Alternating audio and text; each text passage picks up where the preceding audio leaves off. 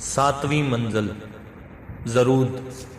سابقہ منزل سے روانہ ہو کر جناب امام حسین علیہ السلام منزل زرود پر وارد ہوئے۔ اس منزل پر جو قابل ذکر اہم واقعہ درپیش آیا وہ جناب زہیر بن کین بجلی کی سید الشہداء علیہ السلام سے ملاقات اور پھر اس کے نتیجہ میں ان کے آپ کے انصار و اعوان میں شمولیت ہے۔ جناب زہیر جو کہ عقیدتاً عثمانی تھے اور امامت اہل بیت کے قائل نہ تھے، اسی لیے وہ آن جناب علیہ السلام کے ہمراہ خیمہ نصب کرنا پسند نہیں کرتے تھے، مگر منزل زرود کے چشمہ نے ان کو اکٹھا ہونے پر مجبور کر دیا۔ حج بیت اللہ کے فریضہ سے فارغ ہو کر واپس آ رہے تھے۔ منزل زرود پر انہوں نے اپنا خیمہ آپ علیہ السلام کے خیام کے قریب نصب کیا۔ امام علی مقام علیہ السلام چشم بصیرت سے ان کے جو ہر قابل کو دیکھ رہے تھے، اس لیے ان کو ملاقات کا پیغام بھیجا۔ جس وقت قاصد پہنچا، اس وقت زہیر اپنے آدمیوں کے ساتھ دسترخوان پر کھانا کھانے میں مشغول تھے۔ قاصد نے جا کر یہ پیغام دیا کہ میرے آقا ابو عبداللہ الحسین علیہ السلام نے مجھے تمہاری طرف بھیجا ہے کہ آپ ان سے ملیں۔ یہ سن کر زہیر نے قدر پس و پیش کی، مگر ان کی زوجہ دلہم بنت امرو نے ان کو آڑے ہاتھوں لیا اور کہا، کس قدر افسوس کا مقام ہے کہ فرزند رسول صلی اللہ علیہ وآلہ وسلم آپ کو بلائیں اور آپ ان کے پاس نہ جائیں۔ آخر جانے میں کیا حرج ہے؟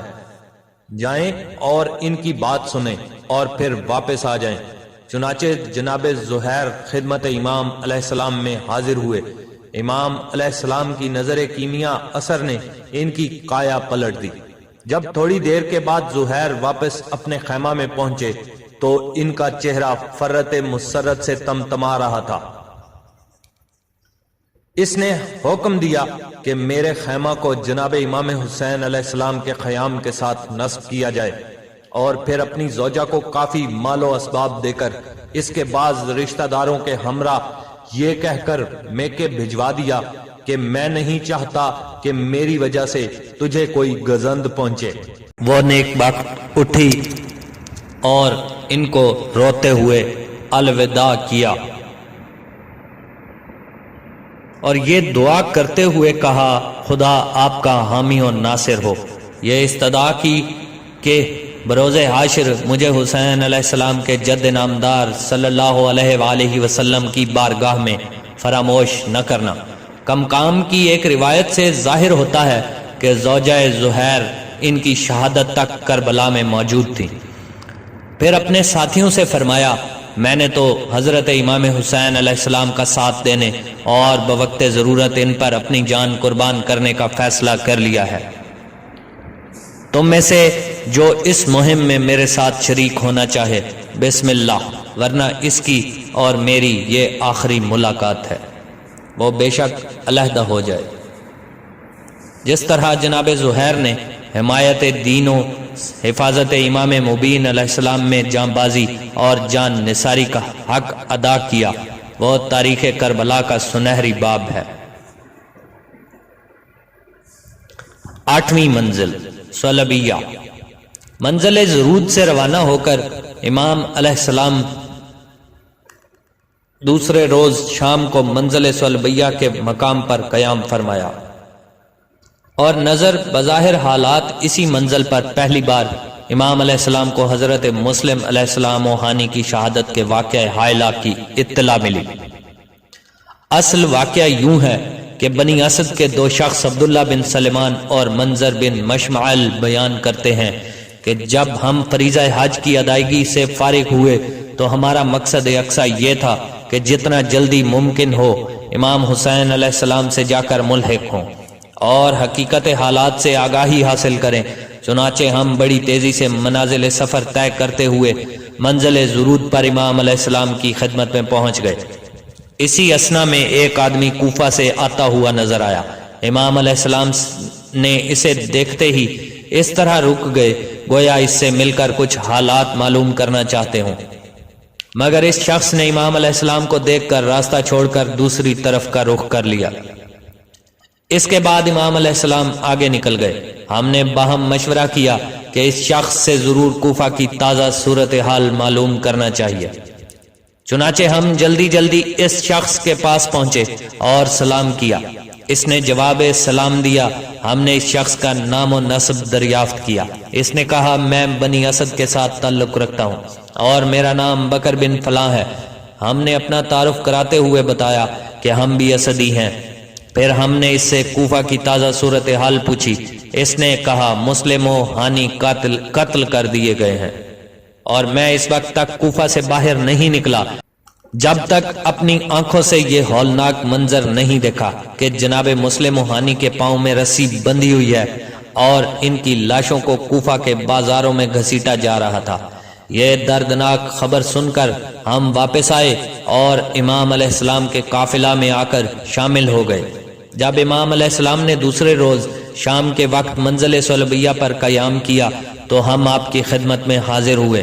اس وقت آپ کے کچھ مخصوص اصحاب بھی وہاں موجود تھے۔ ہم نے سلام عرض کیا اور امام علیہ السلام نے سلام کا جواب دیا۔ ہم نے عرض کیا ہم ایک خبر گوشے گزار کرنا چاہتے ہیں، اگر حکم دیں تو سب کے روبرو عرض کر دیں ورنہ تنہائی میں عرض کریں۔ یہ سن کر امام علیہ السلام نے ایک نظر ہم کو دیکھا اور ایک نظر حاضرین پر ڈالی، پھر فرمایا ان سے علیحدگی اور رازداری کی کوئی ضرورت نہیں۔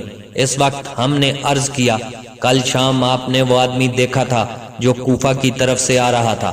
امام علیہ السلام نے فرمایا ہاں، بلکہ میں تو اس سے کچھ پوچھنا بھی چاہتا تھا۔ ہم نے عرض کیا آپ کی منشا کے مطابق ہم نے اس سے حالات حاضرہ معلوم کیے ہیں۔ وہ شخص ہمارے قبیلہ کا ہے اور بڑا سچا اور عقل مند آدمی ہے۔ اس نے ہمیں بتایا ہے کہ جناب مسلم علیہ السلام و ہانی شہید کر دیے گئے ہیں، اور اس نے یہ بھی بتایا کہ وہ اس وقت تک کوفہ سے باہر نہیں نکلا جب تک اس نے اپنی آنکھوں سے یہ پردرد منظر نہیں دیکھا کہ ان کے پاؤں میں رسی باندھ کر بازاروں میں گھسیٹا جا رہا تھا۔ یہ خبر وحشت سن کر امام علیہ السلام نے کئی بار فرمایا ان للہ و انا الیہ راجعون رحمت اللہ علیہما۔ اس کے بعد کیا ہوا؟ واقعات تو وہی ہیں جو تمام کتب سیر و مقاتل میں موجود ہیں، مگر مناسب معلوم ہوتا ہے کہ ان کو صاحب شہید انسانیت مدظ اللہ کے الفاظ میں ادا کیا جائے۔ وہ تحریر فرماتے ہیں اسدی جو ایک رات تک اس وحشت ناک خبر کو اپنے دل میں رکھ کر اس سے پورا اثر لے چکے تھے اور نتائج کو ہر طرح سوچ کر دل ہی دل میں رائے قائم کر چکے تھے، ان سے اپنے دل کی بات چھپائی نہ گئی اور وہ بے ساختہ بول اٹھے کہ خدا کا واسطہ اپنی اور اپنے گھر بھر کی جان کو خطرہ میں نہ ڈالیے، یہیں سے واپس ہو جائیے، کیونکہ کوفہ میں آپ کا نہ کوئی مددگار ہے نہ دوست، بلکہ ہمیں خوف ہے کہ پورا کوفہ آپ کے خلاف ہی ہوگا۔ ہر شخص سمجھ سکتا ہے کہ ایک ہنگامی اضطراب اور تاثر کے جذبہ سے جو ہمدردی کا مشورہ دیا جائے اس کا جواب زیادہ سنجیدہ دلائل کا متحمل نہیں ہو سکتا۔ اگرچہ حضرت امام حسین علیہ السلام نے خود پہلے ہی سے انجام پر مطلع تھے اور آپ کا سفر جن نتائج کو پیش نظر رکھ کر تھا ان میں اس خبر کے آنے سے کوئی تبدیلی نہیں ہوئی، لیکن دوسرے افراد کے لیے وقتی جذبات کے مقابل میں عقلی دلائل کے پیش کرنے کا محل نہیں ہوا کرتا۔ اس لیے حضرت نے اس ہنگامی جذبہ کے ماتحت مشورہ کا جواب بالکل متضاد ایک فطری جذبہ کے احساس سے دینا چاہا اور اس کے لیے ایک نظر اولاد عقیل پر ڈالی اور فرمایا تمہاری کیا رائے ہے؟ مسلم تو شہید ہو گئے۔ تمام عقیلی جوان کھڑے ہو گئے اور کہا خدا کی قسم ہم تو واپس نہ ہوں گے جب تک مسلم کے خون کا بدلہ نہ لے لیں یا وہی موت کا ساغر ہم بھی نہ چکھ لیں جو مسلم علیہ السلام نے چکھا۔ حضرت امام علیہ السلام متوجہ ہوئے اور دونوں اسدیوں کی طرف فرمایا جب یہ نہ ہوئے تو ہم زندہ رہ کر کیا کریں گے؟ جب ان کو یقین ہو گیا کہ امام علیہ السلام نے آگے بڑھنے کا ہی فیصلہ کر لیا ہے تو دونوں نے کہا خدا آپ کو خیر و خوبی عطا کرے۔ امام علیہ السلام نے ان کے حق میں بھی دعائے خیر کرتے ہوئے کہا فرمایا خدا تم دونوں پر رحم و کرم کرے۔ بہرحال امام علیہ السلام نے رات یہیں پر گزاری۔ سحر کے وقت امام علیہ السلام اپنے آدمیوں کو حکم دیا کہ کافی مقدار میں پانی لے لو، اس کے بعد آگے روانہ ہوئے۔ بعض آثار سے معلوم ہوتا ہے کہ یہاں سے روانگی سے قبل کوفہ کے ایک شخص ابو حرہ ازدی نے خدمت امام علیہ السلام میں حاضر ہو کر سلام کے بعد حرم خدا و حرم رسول صلی اللہ علیہ وآلہ وسلم چھوڑنے کا سبب پوچھا۔ آپ علیہ السلام نے فرمایا بنی امیہ نے میرا مال لوٹا لیکن میں نے صبر کیا، مجھے گالیاں دے کر حتیٰ کہ حرمت کی، پھر بھی میں نے صبر سے کام لیا۔ اب جب کہ انہوں نے میرا خون بہانا چاہا تو میں نکل کھڑا ہوا۔ خدا کی قسم یہ باغی گروہ مجھے ضرور قتل کرے گا۔ اس وقت خدا وند عالم ان کو مکمل ذلت اور رسوائی اور تلوار برندہ کا لباس پہنائے گا، اور اللہ تعالیٰ ان پر ایسے لوگوں کو مسلط کرے گا جو ان کو ذلیل و خوار کریں گے، یہاں تک کہ یہ لوگ قوم سبا سے بھی زیادہ ذلیل و رسوا ہوں گے، جن کی حاکم ایک عورت تھی جو ان کے مال اور خون کے فیصلے کیا کرتی تھی۔ اسی منزل سلبیہ کے متعلق اصول کافی میں ایک اور واقعہ بھی ملتا ہے کہ منزل سلبیہ پر ایک شخص نے خدمت امام علیہ السلام میں حاضر ہو کر سلام کیا۔ امام علیہ السلام نے جواب دے کر پوچھا تم کہاں کے رہنے والے ہو؟ اس نے عرض کیا کوفہ کا۔ امام علیہ السلام نے فرمایا اے کوفہ کے رہنے والے، بخدا اگر ہماری تمہاری ملاقات مدینہ میں ہوتی تو میں تمہیں اپنے گھر میں جبرائیل کے اس وقت کے نشانات دکھاتا جب وہ میرے جد نامدار صلی اللہ علیہ وآلہ وسلم پر وحی لے کر نازل ہوتے تھے۔ اے اہل کوفہ، علم و فاضل کا چشمہ تو ہمارے ہاں ہو، مگر اس کے باوجود یہ لوگ تو عالم ہیں اور ہم جاہل، ایسا ہرگز نہیں ہو سکتا۔ نویں منزل زبالہ۔ آن جناب علیہ السلام نے جیسا کہ سابقاً بیان ہو چکا ہے منزل سلبیہ پر رات گزارنے کے بعد صبح سویرے اگلی منزل کے لیے کافی پانی ہمراہ لیا اور آگے روانہ ہوئے اور منزل زبالہ پر جا کر قیام فرمایا۔ یہی وہ منزل ہے جہاں پہنچ کر جناب کو قیس بن مسہر سیداوی کی شہادت کی خبر غم اثر ملی، اور جناب مسلم علیہ السلام اور ہانی کی اطلاع بھی وہ منزل سلبیہ پل میں مل چکی تھی، مگر جن خاص اصحاب کے سامنے آپ کو یہ وحشتناک خبر ملی تھی، معلوم ہوتا ہے کہ ان حضرات نے امام علیہ السلام کی عام ہمراہیوں تک اس ہولناک خبر کو نہیں پہنچایا تھا، بلکہ اسے صیغہ راز ہی میں رکھا تھا۔ لیکن حکیم اسلام اور نباز امت جناب سید الشہداء علیہ السلام نے ان لوگوں کو تاریکی میں رکھنا مناسب نہ سمجھا، جو محض اس خیال سے ہر منزل سے ساتھ شامل ہوتے جا رہے تھے کہ عراق کے حالات جناب سید الشہداء کے حق میں سازگار ہیں اور وہ جناب وہاں پہنچ کر ظاہری مسند اقتدار پر متمکن ہوں گے۔